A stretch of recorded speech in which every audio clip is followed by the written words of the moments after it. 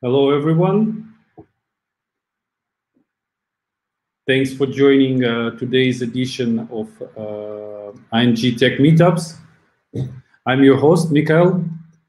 I hope you're doing well with this 30 degrees hot weather, and you have enough of cold water and a fan next to you. I actually do. So today we have interesting two sessions about really inspiring topics, and one is about GraphQL, and specifically GraphQL, the technology that's built on top of GraphQL. So imagine you don't need any backend, and that's called serverless, right? So imagine you do it differently, and you can just write a schema in your database, and you'll have API out of the box. And this is partly what a Hasura is, but I think it's better if I pass it over to Praveen, and he will be able to explain it better. So welcome, Praveen. How is the connection? Can you hear me? Yes, I can. Okay, great. So just a quick reminder, we have a special Discord chat for all the questions. I've added also on a meetup page and in the YouTube video description. Please use that one for asking questions so that speakers can answer them after the talk. But other than that, please take it over, Praveen. I'm really excited to hear about real-time GraphQL. Yeah, thanks, Mikhail. Yeah, hi everyone. So I'm going to talk about real-time GraphQL with Hasura, and today we're going to build a simple backend with Hasura and try to integrate it with a React application. So a little bit of introduction about myself. I'm Praveen. I work as a developer advocate at Hasura. You can follow me on Twitter, GitHub. The handle is Praveen Web. I tweet about GraphQL, React, and so on. Right. So today's demo. So we're going to build a real-time app backend. We're going to make use of GraphQL queries and subscriptions. And we'll also set up authentication and authorization with Hasura. The tech stack is pretty simple. We're going to use Hasura on top of Postgres, which will give you a GraphQL API. And we are going to use React.js for the front end, right? And we'll have an integration with Apollo client on the front end. Cool. So a little bit of introduction about GraphQL for those of you who are new to it. So GraphQL is just a query language. It's a different way to fetch data, and you have the ability to ask exactly what you want, what kind of data you want, and specify that in a request, and you will get that exact response, right? So the idea behind GraphQL is that you have multiple devices and platforms where the amount of data being shown will be pretty different, right? For example, a web app will have a lot of data, and a mobile app will have slightly different variation of data. And in those cases, obviously, your API structure has to change. The amount of data retrieved will be different. And GraphQL basically solves that problem by allowing a developer to actually specify what exactly is required for this particular request, and also get everything in a single request so that you don't make multiple round-trip calls to your server, right?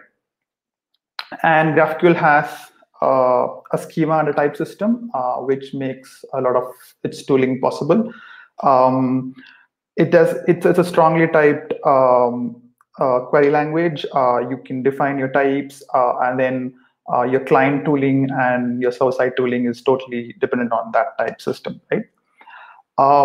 And a lot of people actually, if you're new to GraphQL, it's if you want to simply understand what GraphQL is, it's just a query language, but also it's just another way to communicate with the server. So you can think of it as JSON. And you're sending a JSON query, and inside the JSON you have a GraphQL query, right? you can send it over HTTP, you can send it over WebSockets. It's protocol agnostic, and it's database agnostic, and so on, right?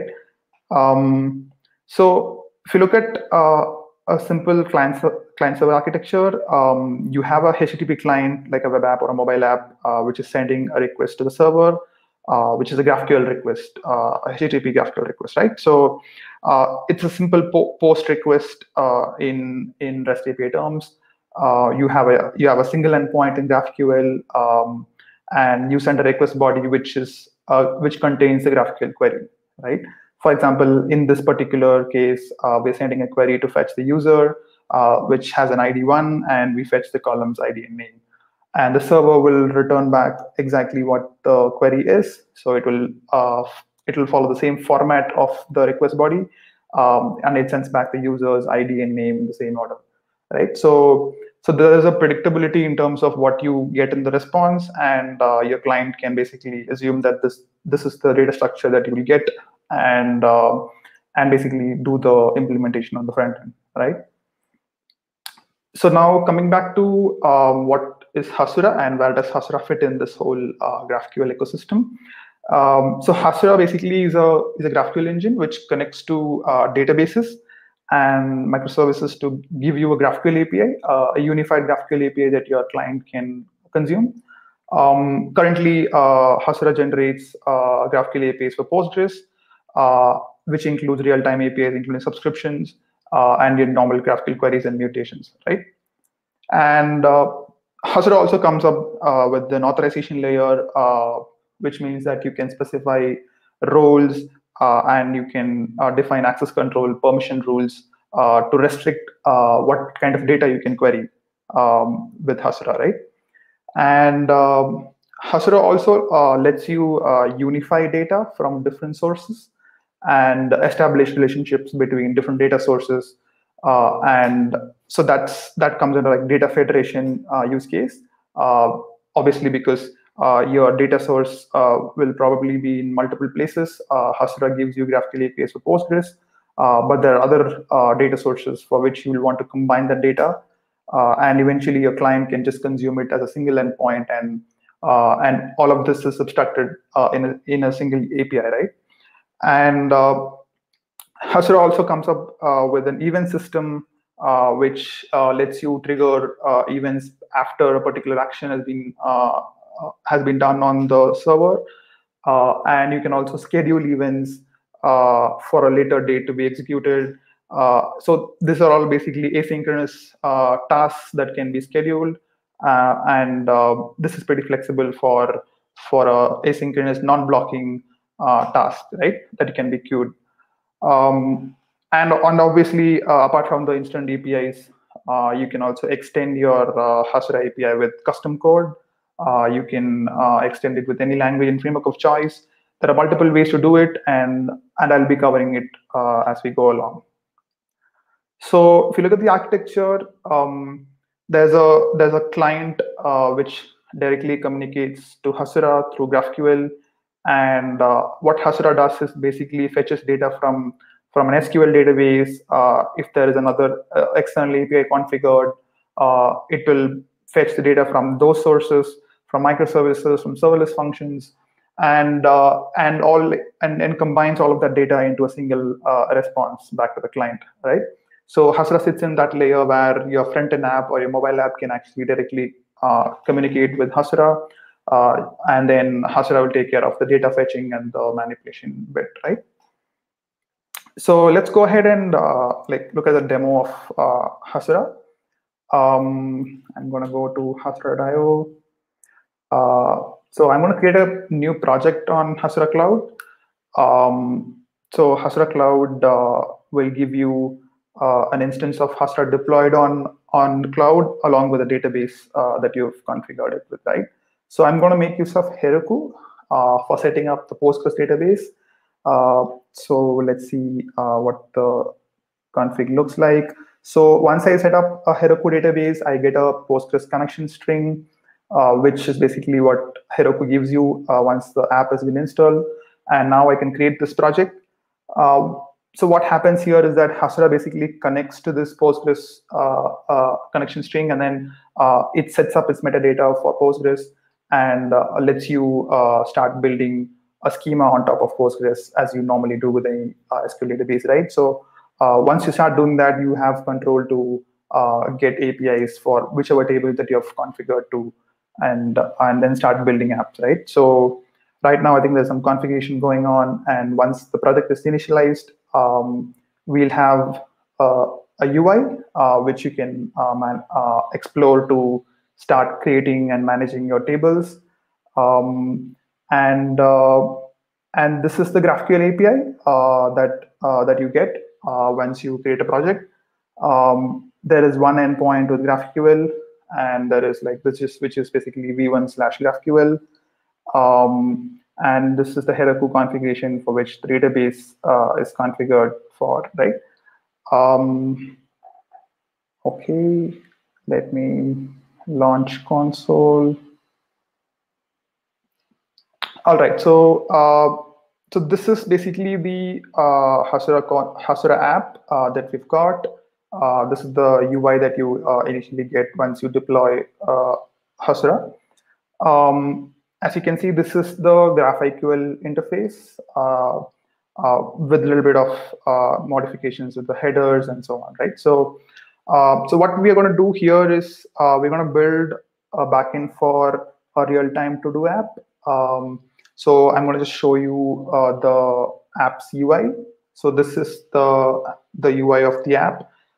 We have like a list of personal to-dos which are like authorized only to be fetched by those users who have written the to-dos. And we have a list of public feed, which is like anybody can access this feed. And there are a list of online users, which can be like viewed by anybody, right? So, and all of this is protected under an auth system. We're using auth0 behind this. But this is the app for which the backend is going to be built. I'm going to go to the API Explorer. So now I'm going to start creating tables for this. We just have a couple of tables to be created, right? If you look at the app, we have users, and we have a list of to-dos that the user maintains. And we also probably need to create a transformation for finding out who are the online users, right? So I'm going to go ahead and create a table. I'm going to start with the users table. I'll give an ID of type text, and I'm going to give the name column. This is again of type text, and we can start maintaining a last seen column because we need to track when was the user last seen online, right? So we're going to maintain a timestamp in a column. So I'm going to call it last seen, and I'm going to give it a default value as well. Then I'm going to have a creator.timestamp. I can actually use the frequently used columns. So we have defined what columns we need for the table, and I'm going to give the primary key as ID, and I'm going to click on add table. So what we are doing essentially here is we're creating a table. This is just directly manipulating on Postgres. You can start like you can, if you have your PSQL or if you have direct access to PG, you can basically go ahead and then look at what is happening, what the schema is being modified, and you can see this table has been created in your Postgres schema, right? So now I go to graphical. I can see that there are some APIs generated for the table that I just created. And this is basically what Hasura gives you instantly. You create a table on Postgres, and then you start to see APIs created for you. So this is the query. We also have mutation and subscription, and everything will start working for the tables that you create, right? So now that we have done with users, I'm going to create the to-dos table, which will have an ID, let's say integer. To-do will have a title, so I'm going to give it a text type. And there are a couple of Boolean properties that we need to maintain in a to-do table. We need to know if it's a completed to-do to show if it's a completed thing on the front end. And we want to also know if it's a public to-do or a private to-do, primarily because we are maintaining a public feed to differentiate between who can access what data, right? I'm going to give this again a Boolean. Probably I can give some default values as well, both being false. And I can also give a created timestamp to say when the to-do was created. And finally, I can also say which user this to-do belongs to. So I'm going to give the user ID, which will be of type text. Primary key will be ID. We'll add foreign keys later. We'll create the table to do, and this will also give you like instant card APIs for this table. You can start doing queries and mutations on this table. Now that this table has been created, let's go ahead and establish a relationship between the to-do table and the user table using this column. So we can add a foreign key initially to enforce a constraint that this value has to be equal to that. So I'm referencing to the users table, and the user ID value has to be equal to the ID of the users table, right? So I'm just mapping that constraint, and I'm saving this foreign key. So once I save this foreign key, what Hasura smartly does is it suggests you relationships that you can automatically track so that you can start querying it in your GraphQL query, right? So if I go to relationships, I can see that there is a suggested object relationship that I can add. So for example, if I add this, I can say that from to-dos table, I can establish a relationship called user. And what this means is basically you can fetch user data in the same query where the to-do is being fetched, right? I'll just show you a quick example of what that means. I'm going to create some dummy data to do some querying. I can just say one, I'll give my name, and I'll create. And for a to-do, I'm going to say first to-do, and I'm going to send this to the user ID one, right? Now, if I go to graphical, if I start querying, I can see that the user data has whatever that we inserted right now.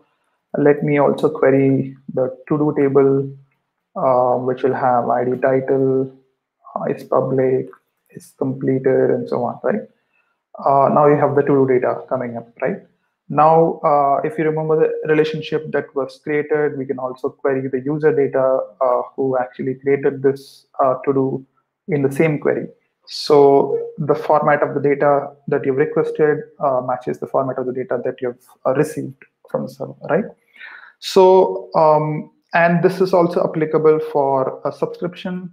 So I can just rename this query to subscription, and everything will become a live query, right? So once you start adding more data to the to-do table, you will start listening to this on the response, right? So queries and subscriptions are interchangeable. You can replace them with one another. Now to the final part of the table schema, we need a list of online users to be identified, right? So I'm just going to create an SQL view, which will let me find out who are the online users in the last, but based on the condition, like who was online in the last 30 seconds, right? So I'm going to copy an SQL view, which will allow us to do this. So if you look at this view, it's just selecting the columns from the users table, but then there is a filter which says, just fetch me all users whose last seen value is within the last 30 seconds, right? So once we create this view, we'll be able to start querying the view again through GraphQL. And everything is like pretty seamless. Like you can create tables, you can create views, you can create functions. You have full control over what you can do with Postgres, and Hasura takes care of generating the GraphQL to SQL compilation, right? So if I go back to the online users will also be available, right? So I can, obviously there's no data here, so I have to start linking up some data. But this is the schema that we need for our app. I also have another relationship that I can track, which is from the users table to fetch the list of to-dos. So you can fetch an array of to-dos that a user can have, right? So the next step would be to set up some authorization rules so that we can specify who can query what. I'm going to go to to-dos table. I'm going to go to permissions. Here we can specify roles for which a particular user can query on. And I'm going to say a role called user. And I'm going to define some permissions for insert. So here we have to say who can insert into a to-do table, right? We have to map the user who's inserting based on if the user is logged in and they have a session valid, right? So I'm going to say if the ID, the user ID is equal to x Hasura user ID. So here x Hasura user ID is going to come from a session variable. Once you integrate an authentication server with Hasura, you can set up these claims, and then Hasura will take care of this value in applying this to the statement that you generate, right? Then we have which columns to specify. So I'm going to say all, but I'm going to remove. Probably you don't need to specify the ID of the to-do because it gets generated automatically. And yes, I can save this permission. And the same thing we have to repeat for select, update, and delete, right? So we can quickly do that for select and then start doing a, yeah, I'm going to do a select permission. So select permission will be slightly interesting here in the sense that you can select data if it's a public to do, or you can only select your own data if it's a private to do, right? So there's like a couple of conditions that you can match on. So I'm going to do a Boolean expression which will say or. So it can be either a public to do being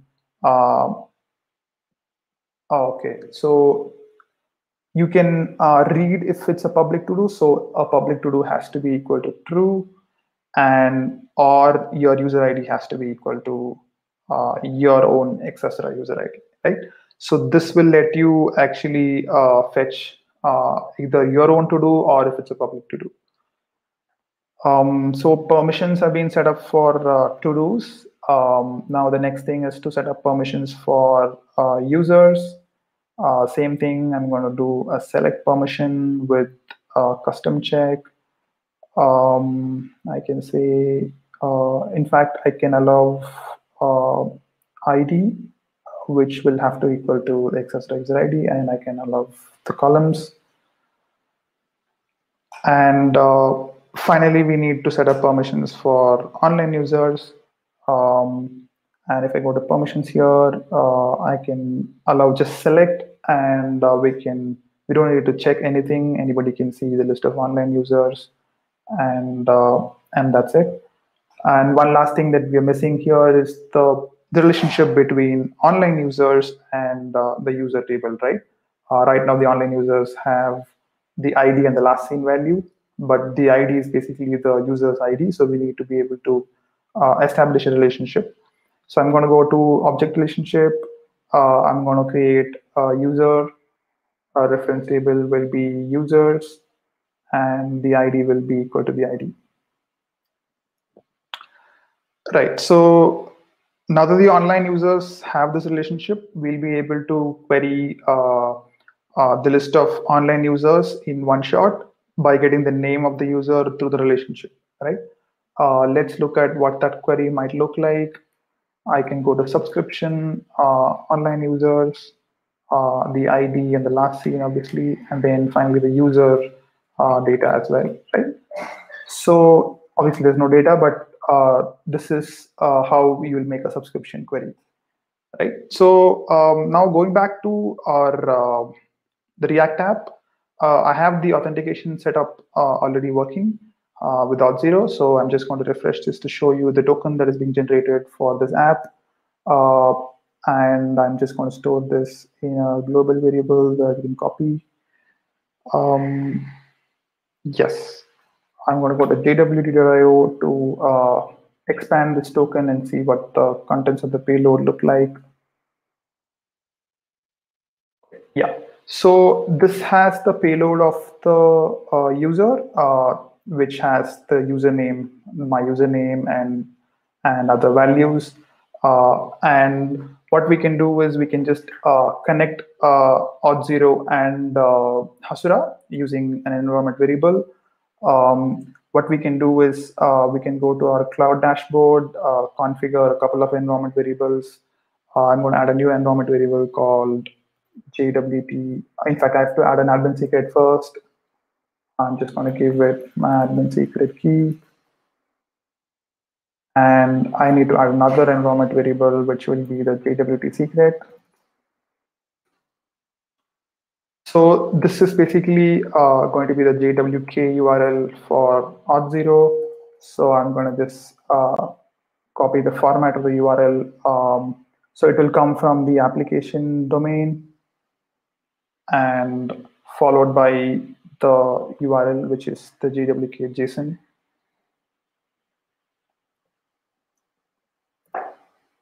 So once this is configured, yeah, I think I'm missing the protocol. So once this is configured, what we can do is we can start generating tokens using Auth0 application and make that token to query the data in Hasura, right?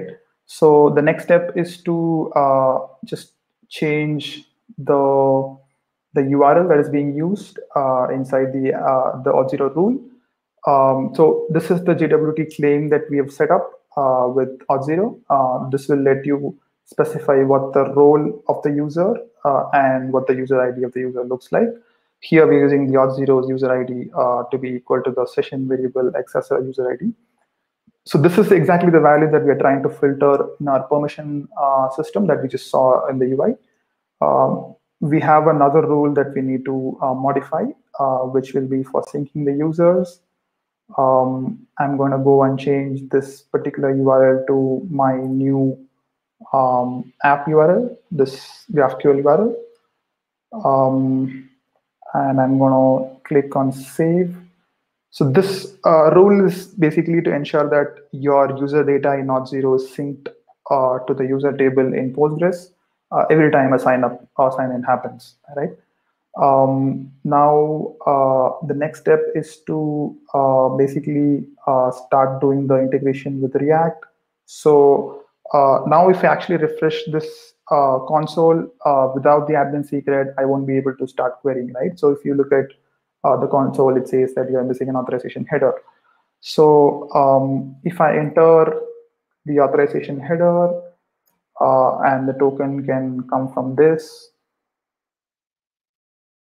and you can start seeing that the schema actually started showing for you to be able to query the list of the queries and mutation subscription that you've been allowed to do, right? So previously, if you actually disable this, you won't be able to see any of the schema, so you won't be able to make any queries. This is because you've set up permissions to ensure that only certain kind of roles can access data in Hasura.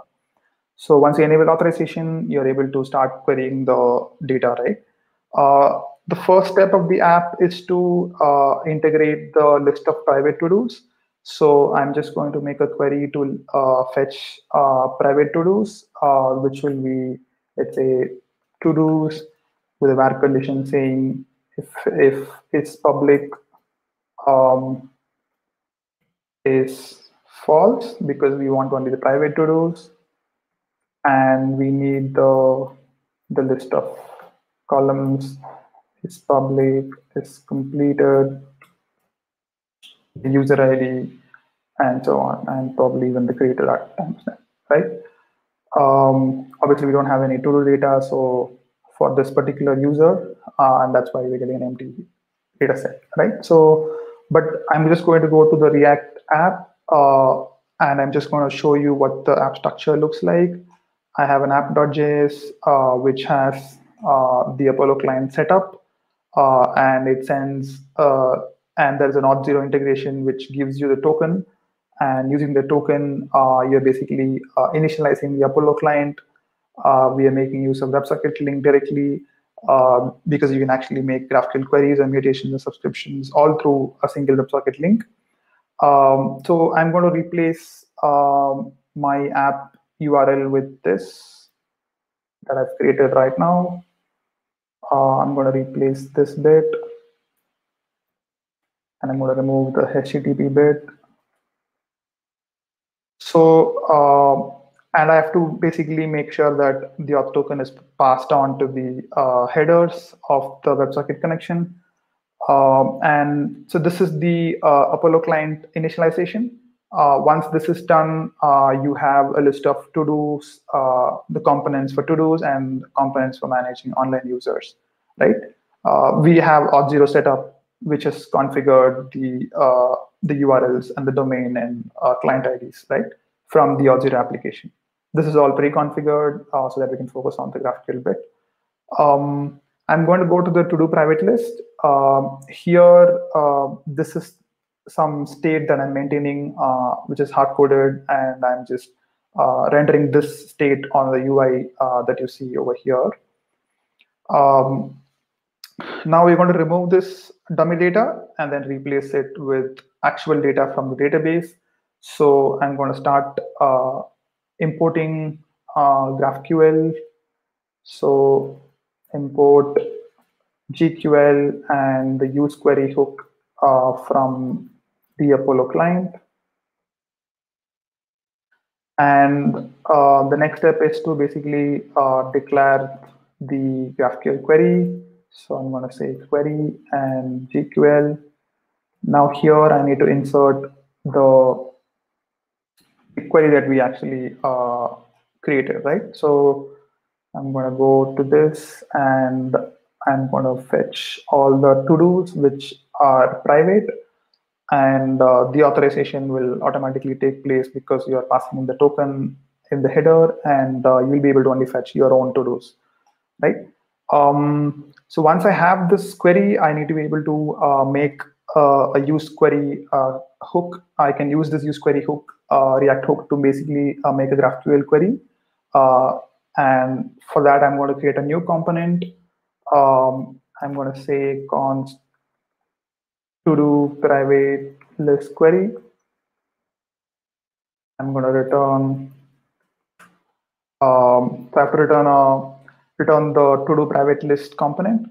But before that, I need to fetch the data from the database using the hook. So I'm making use of the use query hook, which will give me loading, error, and data in the same place. And I can just call use query and pass in the query that we just declared above, right? So this is the query that we just declared above.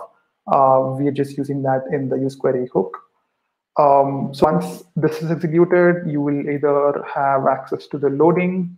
So if it's loading state, you have to return some loading animation to the UI. I'm just returning a div. If it's error, you need to handle that error and return something. I'm just going to return dummy error text. Now, this is a pretty neat syntax where you can handle both loading and error states for sending the queries. Once you handle both of these, you can assume that the data is available right now and then start actually rendering the actual component, right? So here I'm going to return the to-do private list, which is basically the div that renders the to-do list. And I have to pass in the list of to-dos. Here it will be data.todos, right? Since data is where the response is, and if you look at the response, the to-dos is the object that comes up. So I'm just going to render this, and I'm going to now export this new component that I've defined to do private list query. And hopefully we should start removing dummy data. And then, yeah, so for dummy data, we have to remove the to-do state that we've created. So I'm just going to empty this. And we have a few small modifications to make here. So this in fact, if you look at the to-do private list, we are sending the to-do as a prop to this. So we have to use that prop for rendering this list. So I'm going to make use of that. I'm going to say to-dos, which comes from props, and I'm going to remove the usage of state, and then directly use the to-dos variable. And yes, we've removed dummy data, and yeah, so now the data is empty, right? If I go back to this token, and if I look at the user ID of auth0, I can just copy this, and I can just modify the existing data in my database. I have this users. Okay, let me just refresh because I've added some admin secret. Yeah. So I can now map my user ID, which is this. So we already have this based on the configuration that we did with .0 rule. Now we have to map some to-do values to appear for this particular user ID. So I'm going to replace this one with this .0 ID. And now what this will let you do is this will actually be able to query your own data, and this should appear here, right? So what we've effectively done is we have replaced dummy data with authenticated private list of to-dos. So the permissions has been set up, and you've been able to start integrating it on a React app with a query, right? Similarly, I'm just going to quickly do the subscription bit. I'm just going to do a subscription of online users, ID, last seen, user, and the name, probably also the ID, and I'm just going to copy this. We have an online users wrapper. Here we have some dummy data, which just it's a list of users. Again, I'm going to import GQL, and this time I'm going to import the use subscription hook from Apollo client. Now I can just define the query, which is the subscription query that I just explored on the API Explorer. Now what I can do is, instead of the online users being a dummy text, I can actually start making the query using the hook, right? The subscription query using the hook. So I can say loading error data with use subscription. And again, here you have to handle, so I'm going to just copy this loading and error state handling.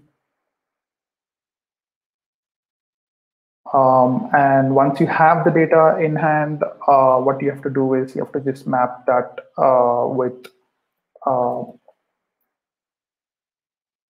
online users will be data.online_users.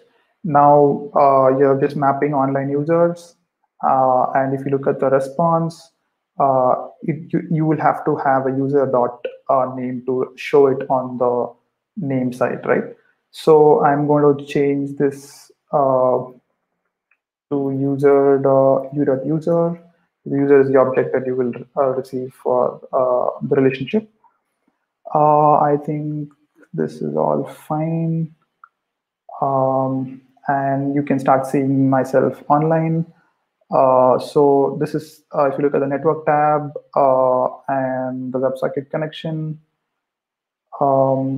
you can see that there's a list of queries being made, and this is the WebSocket GraphQL subscription to retrieve the list of online users back, right? So this is a simple integration for queries and queries and subscriptions. And I'm just going to go back to the demo to show you the other pieces of custom logic. So what we've seen in the app so far are like simple CRUD APIs and real-time APIs with subscriptions. There are other pieces to Hasura.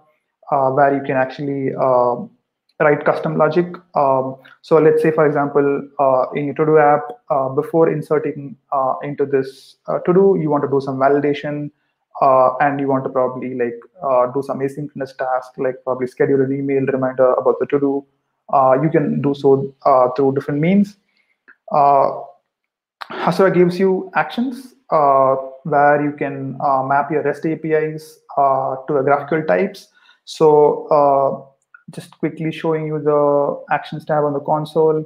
What you can actually do is you can define your own GraphQL types over here, your definition, type definition, and then you can just point it to a REST API handler.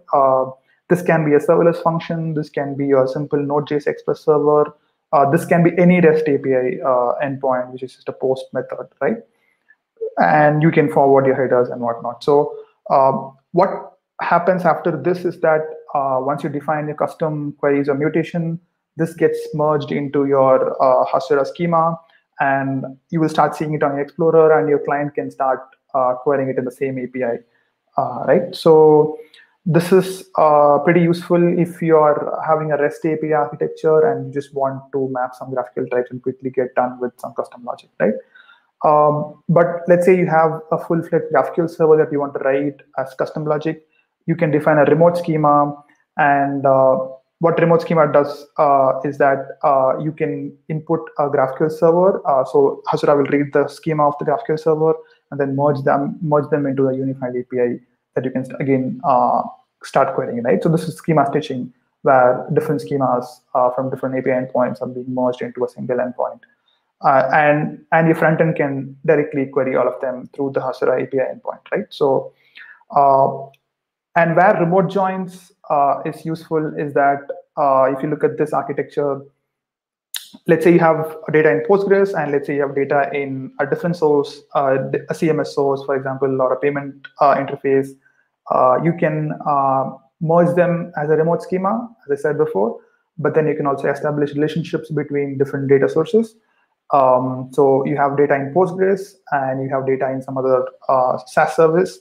You have some unique identifier which establishes a relationship. You can just combine them into a single entity, and your front-end client can actually just make a single query which will fetch data from both the sources in the same API call, right? So that's mostly it from my side. If you have any questions, feel free to drop it on Discord channel. I'll be happy to respond. You can ping me on Twitter. I have a few resources to share. Like you have the Hasura Learn portal, where we have a bunch of courses, free tutorials to try it out. You have a React tutorial, TypeScript, Vue, Angular, and whatnot. And you also have the Hasura backend tutorial, which you can try out to quickly get started, right? And we have our official docs on hasura.io/docs. And you can also join our Discord channel, which is a super active community. And you can post any queries related to GraphQL. People will be able to help out. And you can start trying out Hasura, right? Yeah, I think that's it from my side. Thanks for having me. Thanks for a great presentation, Praveen. I think there were a couple of questions on the Discord chat, but you partly answered them, right? Yeah, I will. Yeah, I will respond on Discord. Okay, clear.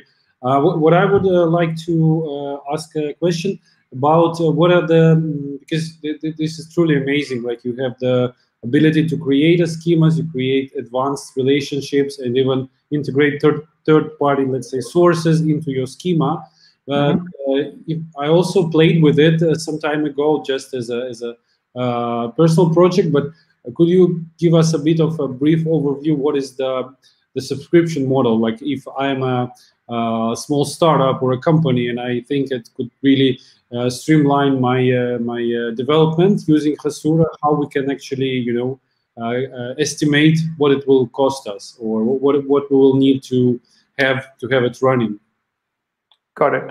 So primarily there are two ways to host Hasura, right? You have your open source version where you can self-host yourself and then manage the infrastructure yourself, and that is totally on your environment, right? The second way is to host Hasura on Hasura Cloud. But in both the cases, your Postgres instance is taken care by you. So you can host your Postgres on RDS or Google Cloud or whatever infrastructure you feel better, right? So Postgres is taken care by you. Hasura takes care of scaling the Hasura instance. So Hasura Cloud, we have few pro features. So I can just probably like quickly show you what that means for any developer. I have to just log in with my Hasura Cloud account. So basically, the idea is that if you want to do some monitoring of your queries, you want to do rate limiting at a higher level, and if you want to like specify caching for your data queries, this is all possible through Hasura Cloud. Caching especially is like a pretty good feature because implementing it yourself at a global data center level is going to be pretty difficult. Hasura takes care of that for you, and also it comes up with like monitoring analytics and like other metrics, and you can have teams with restricted access to the console and so on, which will probably not be available on the open source console. But obviously you can build on top of that. But obviously, yeah, it's the trade-off that you take with open source versus a cloud feature that you want, right? Regards to pricing, I think it totally depends on how many features you're using. So we have a free tier in Hasura Cloud, which restricts to 1 request per second, but you will have access to all the features that you have. But obviously, depending on the data transfer, the bandwidth, you will be charged as a pay as you go kind of a plan, right? So that's roughly the model. I see. So you can basically start small and play with it already with all the cloud features, and then if it fits you, you can really switch to a production mode and start estimating. Yep, that's right. I see. And one more thing about the code you showed for the front end part, which do you have somewhere like a demo repository with the examples? Or? Yes.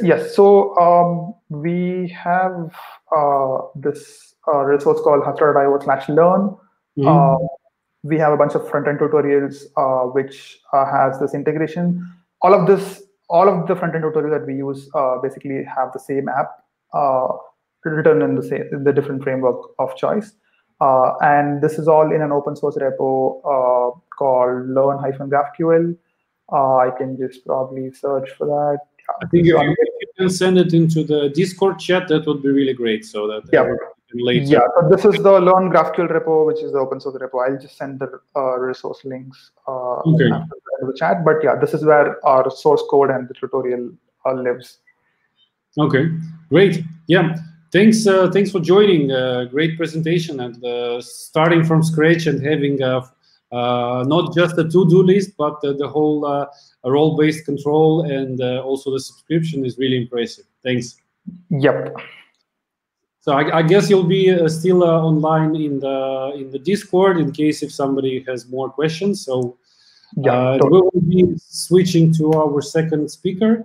So our second topic is about machine learning in the browser.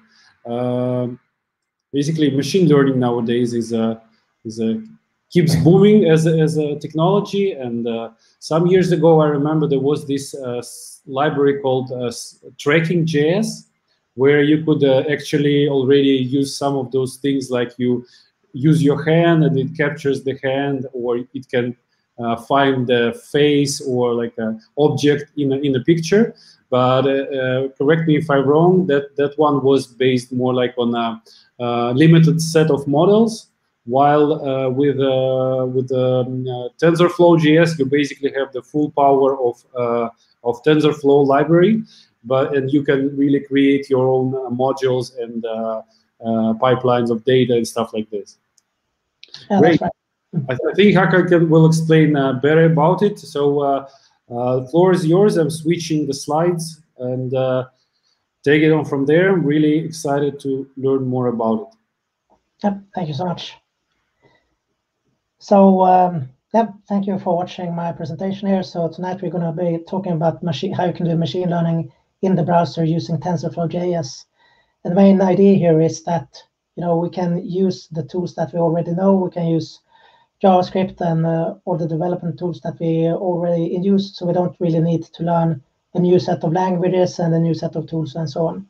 So what we're going to do is, first off, I will give you a brief introduction to machine learning, and then after that, we will have a demo of what you can do with Tensorflow.js, and then we will also do an example of an image classification app, and then finally, I will give you some examples on how this is used out in the real life. But before we start here, I'm just gonna give you a little bit of background information about me. So my background is I have working for around 10 years with human-machine interfaces for process automation and robotics. And my educational background is that I have a Master of Science degree in electrical engineering, and I also have a master's degree in behavior science. I'm also interested in artificial intelligence and Internet of Things. So I've taken a couple of classes at MIT. I am a Microsoft MVP in AI, and I'm also quite involved in the local user community here in Oslo. So I'm part of the Oslo AI meetup and also for the Norwegian.net user group in Oslo. So the agenda here for tonight is, as I said, first, just to get us all sort of on the same page, I'm going to give you a quick introduction to what machine learning is.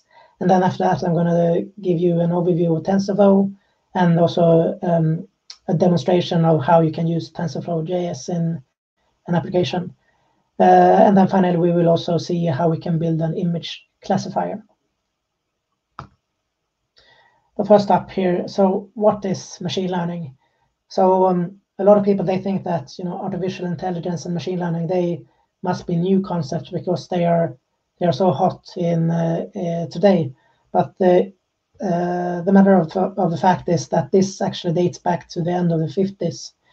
So there is a guy called Arthur Samuel. He said that machine learning is a field of study that gives computers the ability to learn without being explicitly programmed.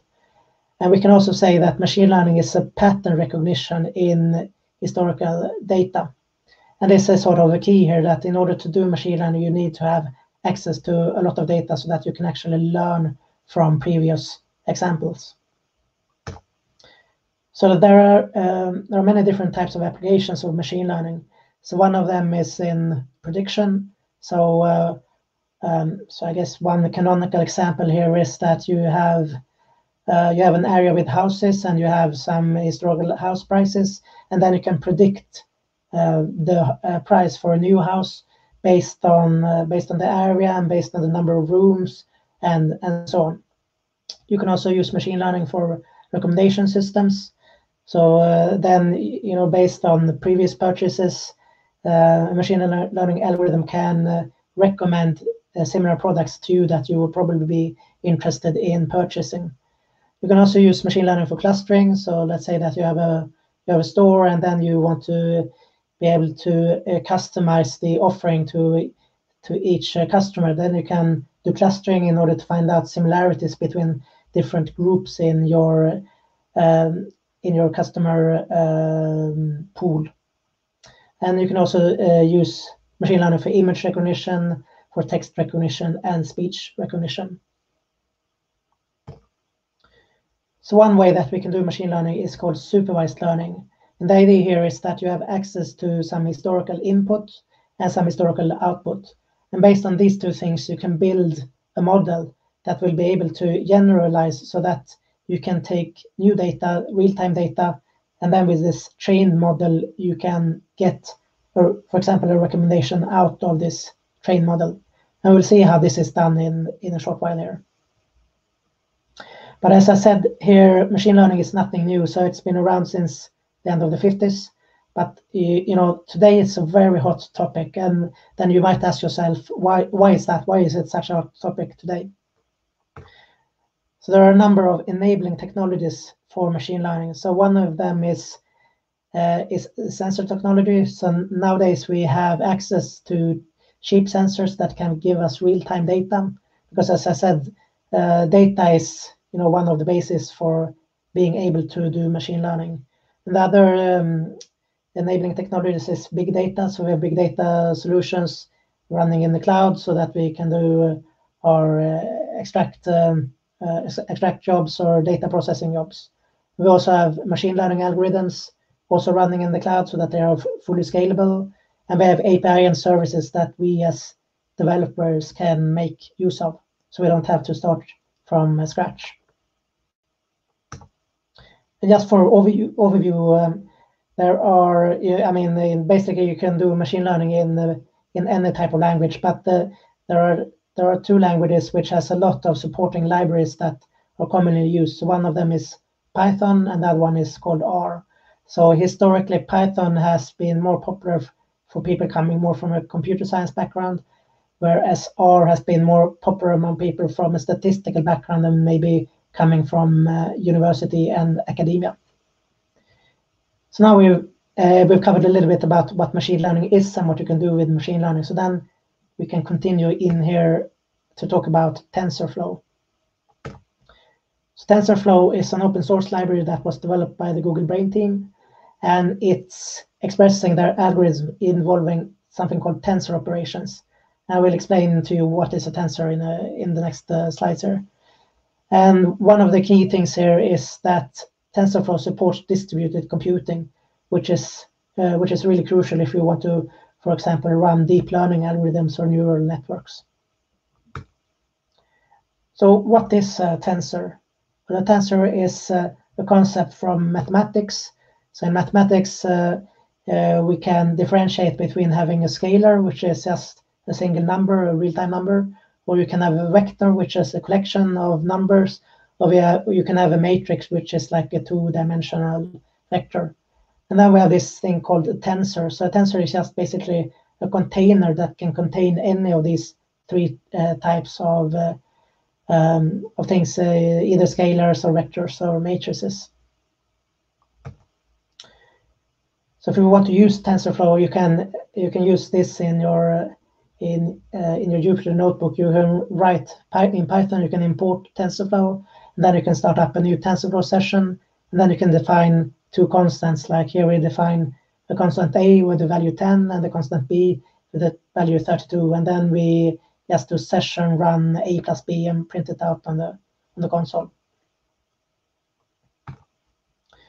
So then what is Tensorflow.js? So this is a JavaScript library so that you can both train and deploy models in the browser and on Node.js. So now we're going to have a quick demo here of how Tensorflow.js, what that looks like. So let me switch over here to Visual Studio Code. So Visual Studio Code here, what we've done here is we have an index.html page, and we have a script.js page. So in our index.html page, we are referencing the TensorFlow library, and also we are referencing something called TensorFlow visualization library. And right now we're just pointing it to a CDN, but you can also load it through NPM or from John if you want to do that. And then we also have a reference here to our script file, which right now there's not so much going on here. It's just we're just writing out hello TensorFlow. So then if we so this is where we will expand this application. So now if we go over to the browser and we load this page, and we can see that we get hello TensorFlow in the console here. And then if we load TensorFlow, we can see that it loaded, that the TensorFlow library is loaded. So that's it looks like we're ready to start writing some TensorFlow code.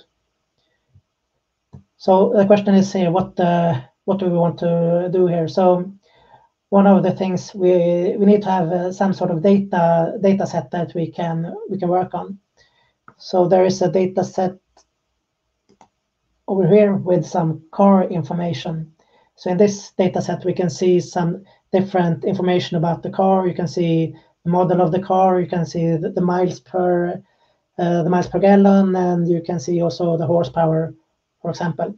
And what we would like to do here is we would like to find out, is there a correlation between the miles per gallon and the horsepower? And if there is a correlation, can we build a model so that we can predict the horsepower out of the miles per gallon? So then the first thing that we would like to do is we would like to load this data into our application, and then we would like to be able to plot it so that we can see if there is some sort of correlation. So let's go back here to our scripts file. And then we make a function here, get data. So in this function, we do fetch on our cars data, which is a JSON file. And then after that, we load it into some JSON object here where we pick out the data that we're interested in. So in this case, the data that we're interested in is the miles per gallon and also the horsepower. And what we also do is we do some filtering. So we filter away the null values because we don't want to have null values in our data. So next thing that we would like to do is we would like to be able to plot this in a scatter plot in order to see if there is any correlation between these two data sets. So what we do is we define a function here, run, and in this function we get the data from this JSON file, and then we map the data. So we map horsepower onto the x-axis and the miles per gallon to the y-axis. And then after that, we use this component that we were loading from the CDN, the TensorFlow visualization component, and then we can just use a built-in function render, and then just define what type of graph do we want to render. So in this case, we want to render a scatter plot. And then we define the name, and we also define the X label and the Y label and the height of this plot. And then we will expand on this function with more code after a while here. And then we also add an event listener, so when the DOM is loaded, it will run this function.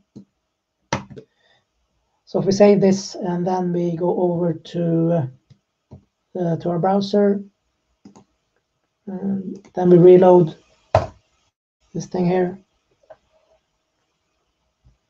then we can see that this TensorFlow visualization component has been loaded here on the right-hand side in our browser. And we can also see the scatter plot that we wanted to print.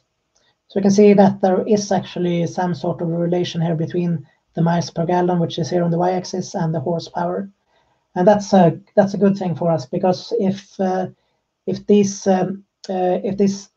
data points would have been scattered all over the plot, that would have meant that there is actually no relationship between miles per gallon and horsepower. So that means that there is nothing for our machine learning model to learn. So then then we wouldn't have anything to do machine learning on. So this is a good thing here to start out just by plotting the data that you're interested in and find out, is there actually does it seems like there is some sort of relationship in that data. And this panel here is also called a visor. So what we can see here is that miles per gallon and horsepower are negatively correlated. So that means that when horsepower, when it increases, then we get less miles per gallon.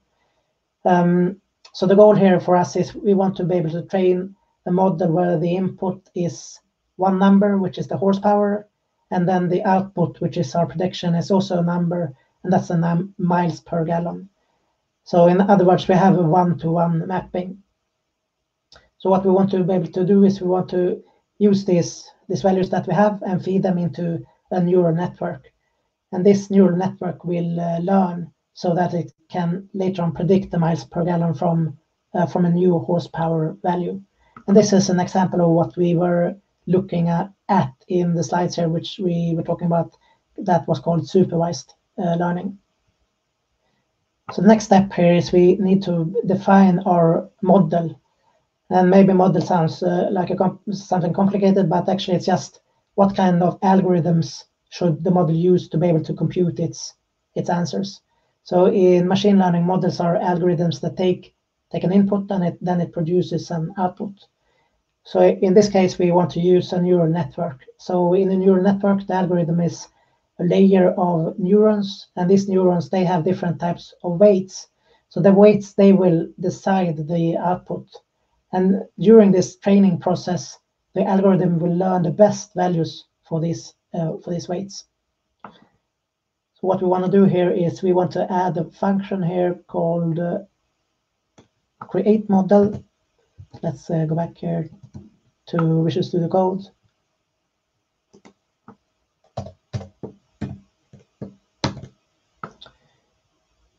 So in this function here, we first define what type of model do we want to have. So then we can just use one of the predefined models in TensorFlow. So this time we're using the most simple model that we have, which is called a sequential model. And it's called sequential because the input flows straight down to its output. But there are many other much more complex models that can enable if you want to have multiple input, multiple output, and branches in your model.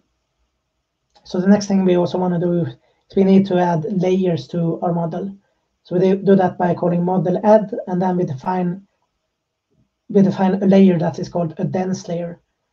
So this dense layer, that's a type of layer that multiplies its input with these weights that I was talking about before. And then it also adds a number called the bias to the result. And this is the first layer of the network, so we need to specify what is the input shape, which is, in this case, it's just one number, so we define that with 1. And then, so that is the horsepower of the car, which is the input. And then we have to set the units, which is how big will this weight matrix will be in this layer. And here we also set it to 1. So that means that will be 1 weight for each of the input features of this data. And then we create our output layer. And here we also define a layer. And we set the units to 1 because we want to have 1 number as the output. And next, we need to define or create an instance of our model. So we do that in our run function. So we go up to our run function, and then we add some code over here. So here we have called this create model, which creates the model for us, and we instantiate an object which we call a model, and then we use our this visor component, a visualization component, in order to show a model summary for us. So if we save this file and we go back to our browser and then run this, then we can see here that TensorFlow is printing out the model summary of our model, and we can see that we have 2 different layers, and we can see a little bit more of the different type of properties for this model. So the next thing that we would like to do here is we need to prepare our data for training. So one of the things here with TensorFlow is with Tensor you can't just use any type of numbers. The thing is that you need to convert it into a tensor format. So TensorFlow is only working with tensors. So then we would need to convert this data that we have loaded into tensors. So we have a function here called convert to tensor.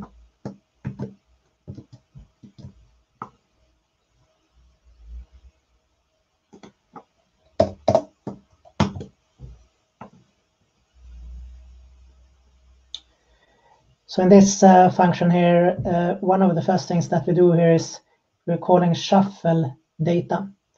So shuffle data, this is sort of a best practice here in machine learning, because when we do training in machine learning, we will divide this data into batches.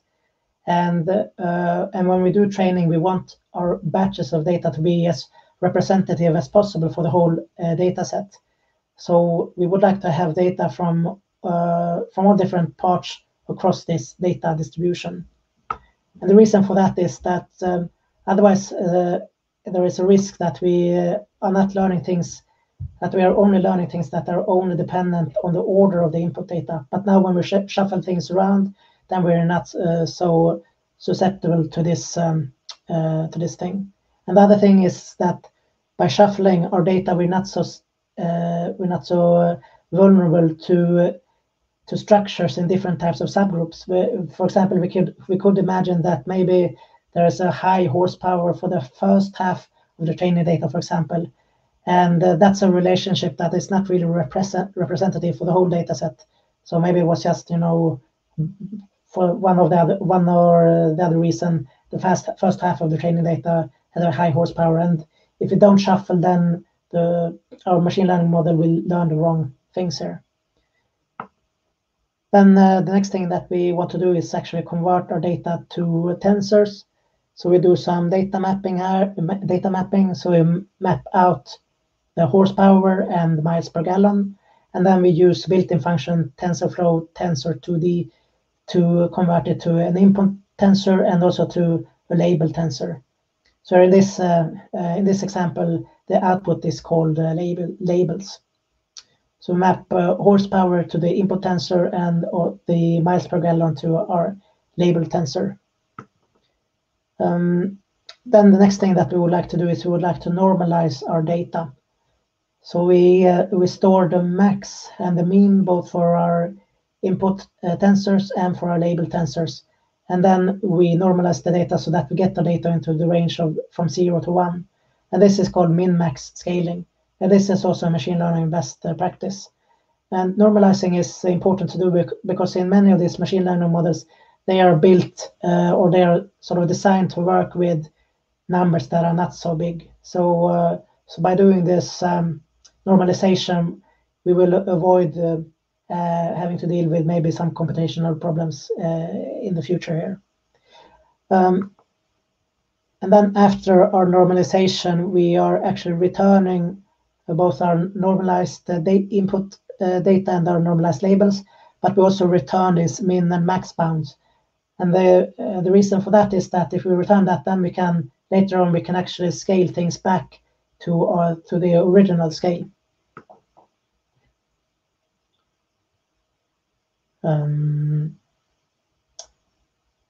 And then what we would like to do then is we would like to train our model. So then we need to define a function here for train our model.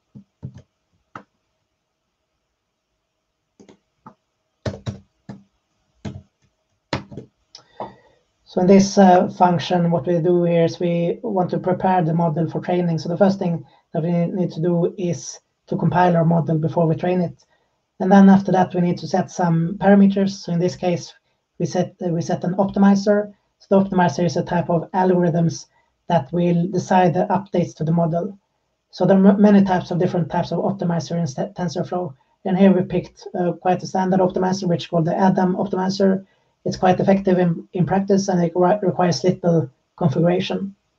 And we also need to define something called a loss function. So the loss is a way for us to be able to say how well a model is able to do its prediction. How good is our machine learning model to learn after each of this batch on each of these data subsets. So in this case, we are using something called the mean squared error in order to be able to compare the predictions that are made by the model with the actual true values, and that's called a loss function. And then next we need to pick a batch size. So a batch size, that is the size of the data subsets that the model will see on each iteration of the training.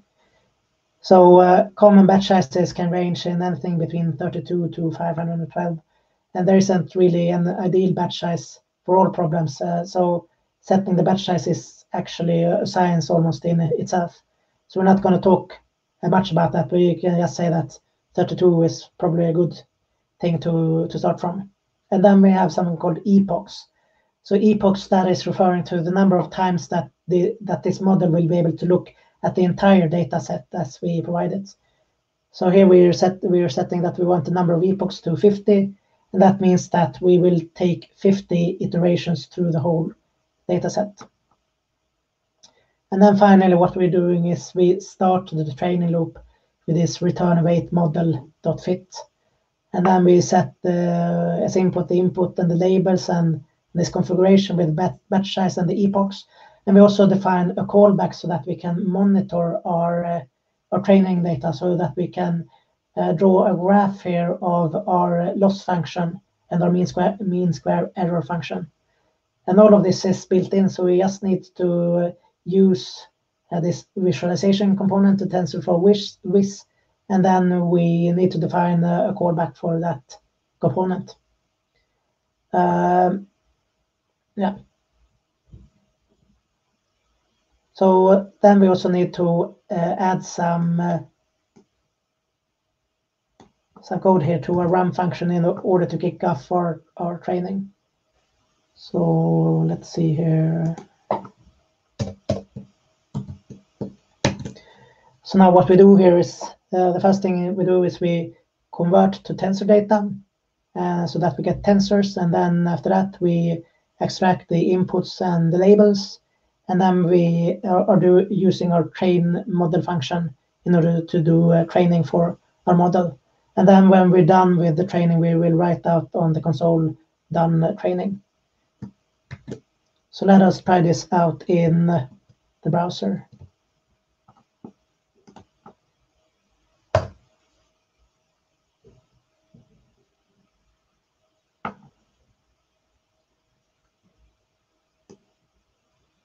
So what we can see here is here we can monitor our model. So this is our loss function and the mean square error function, and we want this to decrease as much as possible. And you can see on the x-axis is the number of epochs. So we set that we wanted it to run 50 epochs, and then on the y-axis is the values for our loss function and the mean square error. So now we have run our training of our model. So then the next thing that we would like to do is actually to try this out. So we want to test our model in order to make some predictions. So the first thing that we need to do is we need to generate some input data here. So we'll input a uniform range of numbers from low to high with high horsepower, and then we will see what miles per gallon will our model predict. So let us add a function here called test model to our script. So we go back to Visual Studio Code, and then we add a new function here.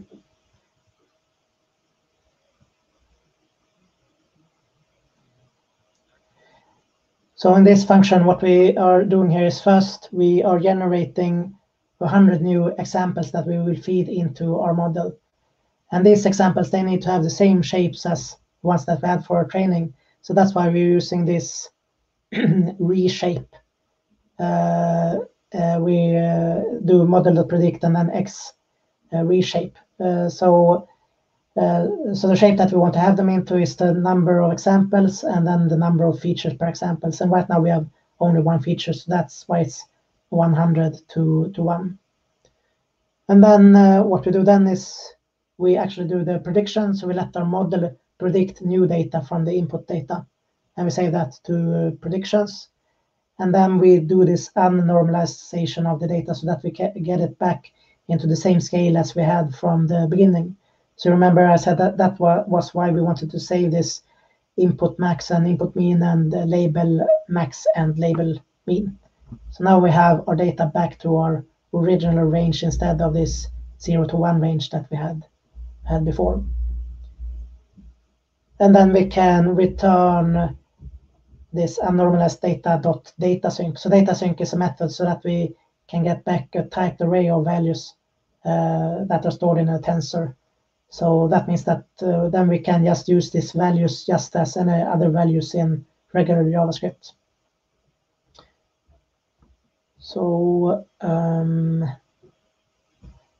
then finally what we do is we are plotting our predictions versus the original data to see what it looks like. So now we just need to call this from our script function. So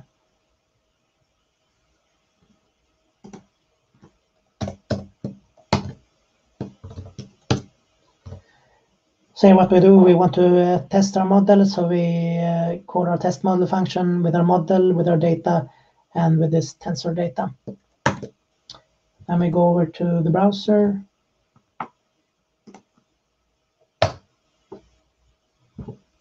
And then while that is loading, I'm taking a little bit to drink here.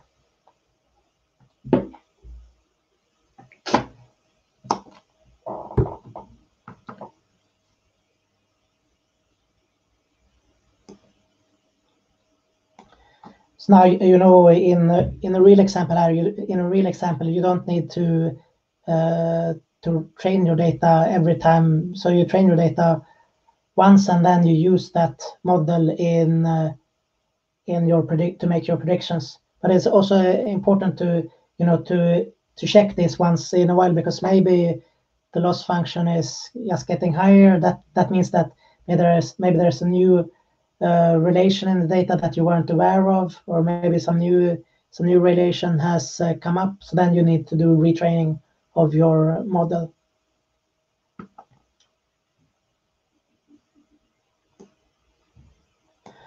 But now we can see here that this was the blue dots was our original scatter plot, and then this is our predicted values, which is this orange line here.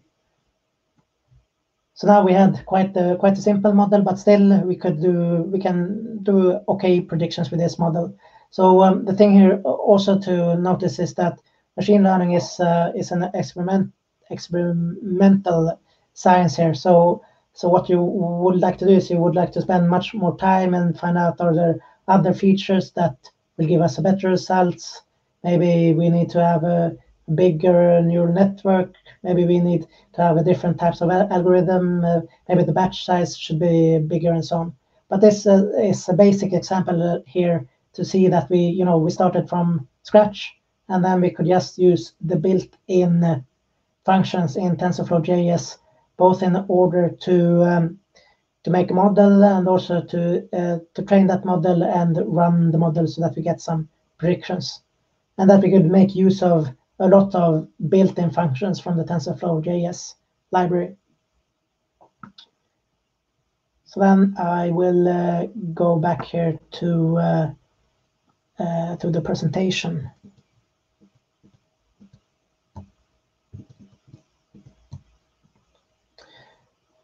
Yeah, so as I said here, this is one way that you can do it, but there are also a lot of pre-built models that you can use. So, for example, there's a library called Keras that are used in Python, and they have many different types of pre-built machine learning models that you can use. But these models, they are in a format that is used in the Python environment. But what you can do is you can convert your Keras models, which is called H5, and you can convert that to what is called a layers model, or a layers format that Tensorflow.js can use. So there are two ways that you can do this conversion. Either you can use a command line converter, so then you just write on a command line or on bash Tensorflow.js converter, and then what is the input format. So in this file, in this case, it's a Keras format, and then you need to define the path to the Keras model and the path to the where you want to have the converted model.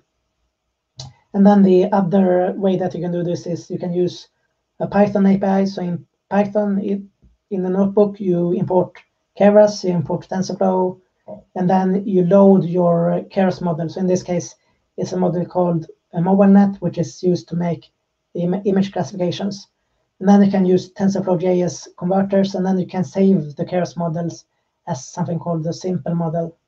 And then in your JavaScript application, you will import Tensorflow.js, and then you can load this converted model. So you use a function here, load layers model into your converted model. And I'm going to show you exactly how this is done in a quick while here. But you could also ask yourself here, we have touched a little bit upon this, why would we want to use Tensorflow.js here? So one of the things that we discussed here is that there's no need to learn another language. You don't need to learn Python or R, and you don't need to worry about different types of version. You don't need to set up new tools like the Jupyter Notebook or things. So that is one thing. And then the other thing is that since you run this in JavaScript, you can do everything on the client. So there is no need to do a round trip from the client and the server, which can be beneficial. And the third thing is about security. So as I said, you can do everything on the device. So that means that the user data is local. So you have minimized the risk for having a man in the middle attack that will steal your data in transmission. And then another positive thing here is that when you write the JavaScript application, you will basically have the browser as your user interface, and the browser is highly interactive, and a lot of people are used to using it. So you get a great user interface by using Tensorflow.js. And you also, in addition, you have also easy access to sensors from on the device, both the webcam or the microphone or the gyroscope. And you can also take advantage of GPU. So as we've said here, there are different ways that you can do. Either you can run an existing model. So we saw here that we can convert an existing model to a format that we can use in Tensorflow.js. Or you can also do a retrain of existing model. So for example, let's say here that you have a model which is good at detecting different types of cars. So that's a generalized model for cars, but then you can specialize this model by adding some layers on top of this generalized model. So maybe you only want to have a model which is specialized in detecting Tesla cars, for example. So then you don't need to start from scratch. You can start with the fact that you actually know how to detect a car, and then you can add some layers on top of that in order to be able to detect a Tesla car or a car of another model. And then the third way was what we saw in our first example here, is that we can just develop our own machine learning algorithms in JavaScript. So some of the models that are existing already now is models for image classification and for object detection, for sentence encoding, for example, or speech command recognition. So now I'm going to show you a demo here of this image classification that I was talking about before. That we had the Keras model, which is called MobileNet, which is great for doing image classification, and then we would like to be able to use that in our JavaScript application. So then let me switch over here to the browser.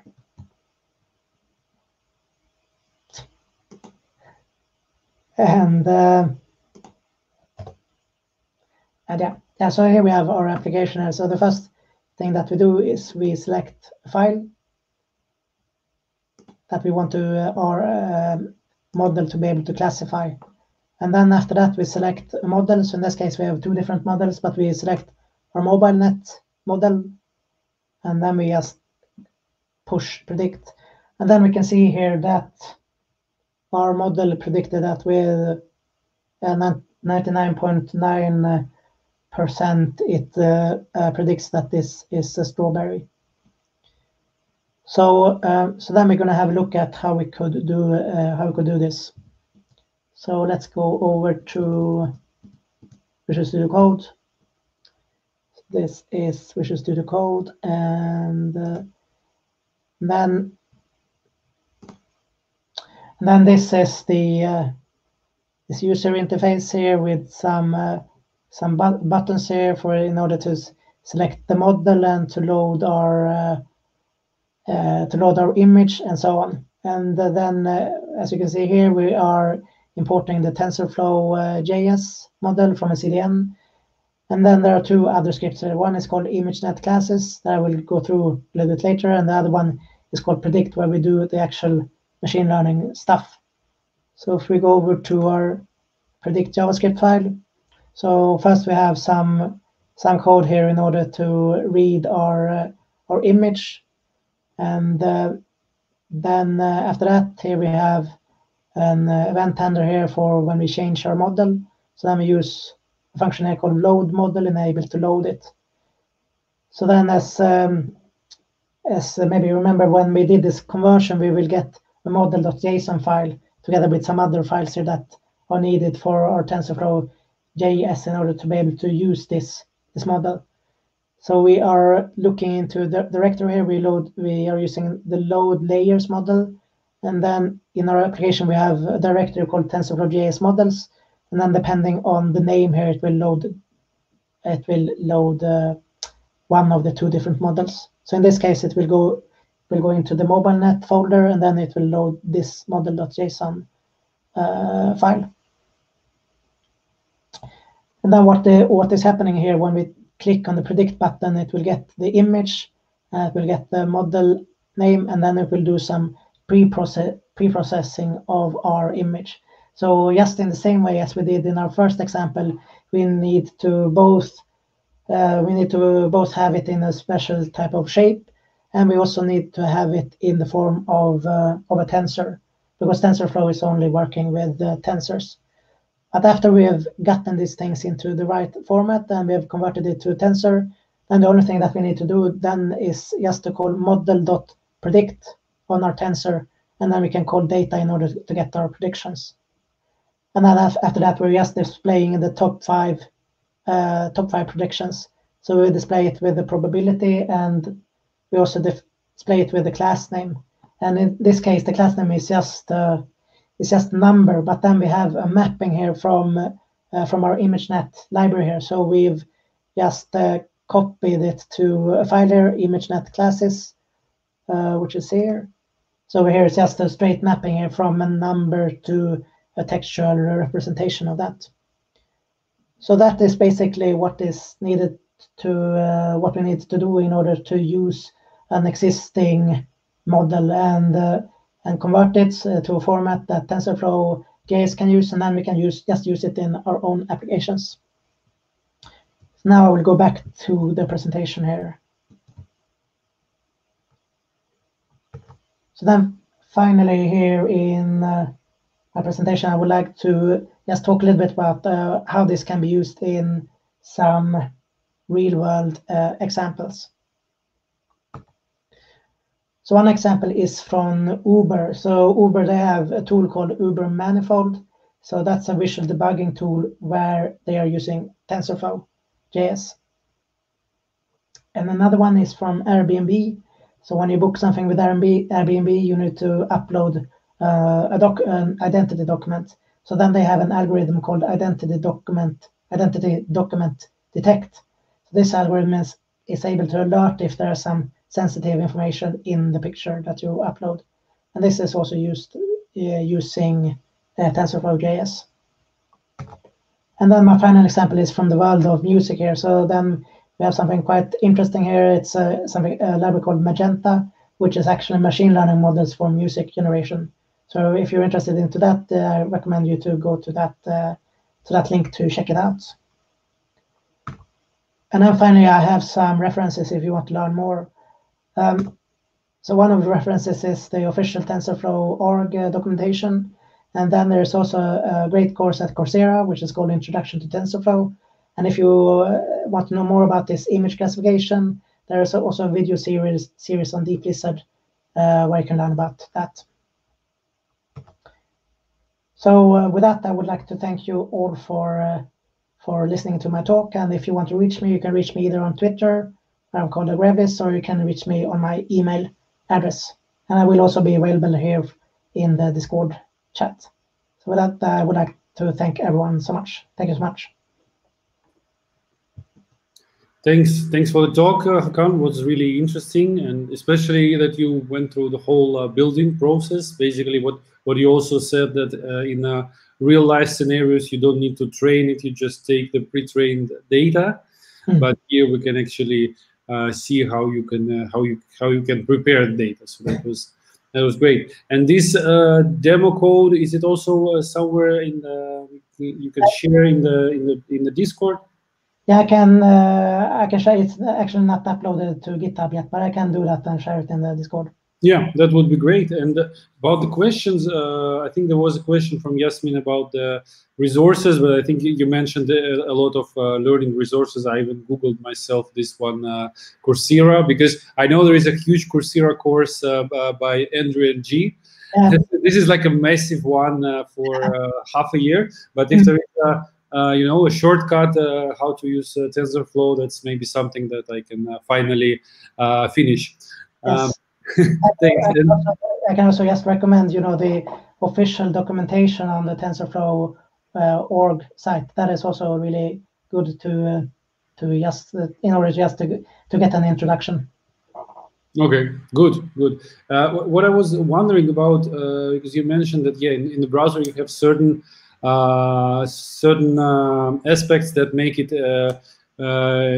better to use specially written JavaScript version of TensorFlow, like access to sensors and security and stuff. But what I was also wondering, are there any solutions where you could also eliminate the workload from the main thread? Because again, referring to other libraries that were on the stage for the front-end machine learning years ago before TensorFlow, what was the problem there? That basically it could be quite time consuming, too much of processing power in your main thread, and page could be laggy. And we have a beautiful solution like web workers for this. Is there any setup where you can do this with TensorFlow, or maybe run out of the box? There's no out of the box solution, but then this is also the beauty of it, because since this is all exposed to that, you can use it in TensorFlow. You can use any type of solution that you would normally have used in your application. So it's just now the thing that it's a machine learning is just a detail. So it could just have been any type of computational things that you would like to do in your web app or browser app. Mm-hmm. Okay. Yeah. Thanks again for your talk. Please share the links in the Discord. I think there were some interesting discussion there. Thanks again for your time, and that's it. Then we will wrap it up with just some links.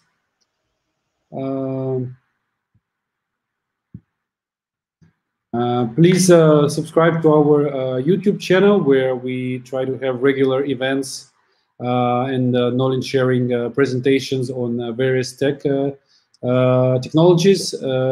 Plus, we have a Medium blog, which has a bunch of articles about the front-end and back-end technologies. You definitely will find something interesting for you. Thank you again for joining us. Keep in touch and subscribe to our meetup page not to miss the next event. Bye. Have a good evening.